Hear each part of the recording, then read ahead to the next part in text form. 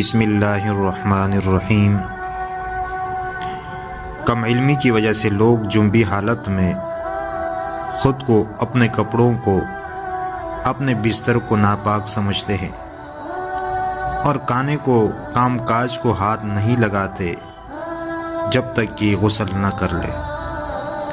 اور خواتین بھی بچوں وغیرہ کو دودھ پلانا، کانے کو ہاتھ لگانا گناہ سمجھتی ہے، یہ سوچ کر کہ وہ ناپاک ہے، اور کچھ عورتیں سمجھتی ہے کہ غسل کے بنا آٹا گوندنے سے بھی بے برکتی ہوگی۔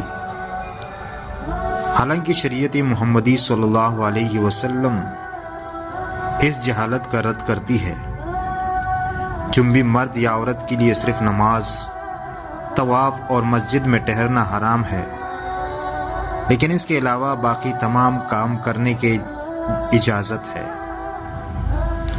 لہٰذا مرد و عورت پر کوئی حرج نہیں کہ وہ جنبی حالت میں عام روٹین کے کام کاج کرے، روزہ رکھنے کے لیے سحری کھائے، کھانا تیار کر لے، یا پھر گھر کے دوسرے کام کاج نمٹانے بھی جائز ہیں۔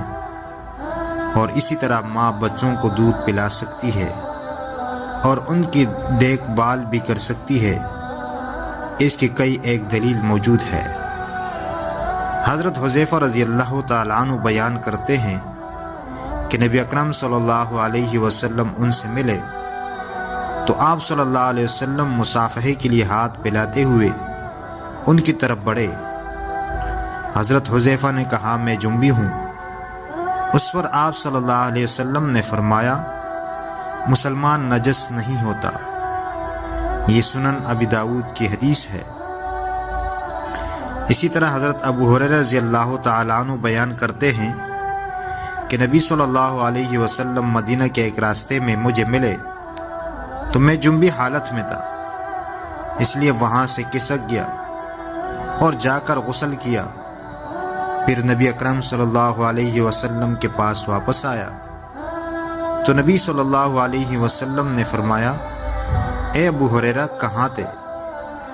ابو ہریرہ رضی اللہ تعالیٰ عنہ کہتے ہیں، میں نے کہا، میں جنبی تھا، اس لیے میں نے ناپسند کیا کہ ناپاکی کی حالت میں آپ کے ساتھ بیٹھوں۔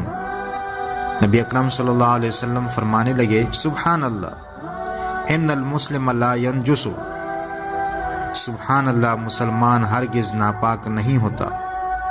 یہ صحیح بخاری، صحیح مسلم اور سنن ابی داؤد کی روایت ہے۔ یعنی حالت جنابت کی نجاست ناپاکی حکمی ہوتی ہے، حسی نہیں۔ لہٰذا جنبی حالت میں بیٹھنے سے جگہ نجس نہیں ہوتی، نہ ہی مصافحہ کرنے سے دوسرے کا ہاتھ ناپاک ہوتا ہے، نہ کھانا پکانے سے کھانا پلید ہوتا ہے۔